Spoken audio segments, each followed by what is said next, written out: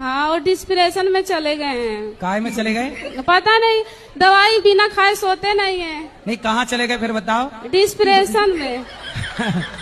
Depression या depression? हाँ, अच्छा, डिस्प्रेशन में चले गए, बात सही है। हाँ। तो वहाँ डिस्प्रेशन में जाके क्या पाए वो? पता नहीं, डिप्रेशन में रोज जाते हैं कि कभी कभी? रोज जाते हैं। और ये डिस्प्रेशन बहुत बुरी चीज है।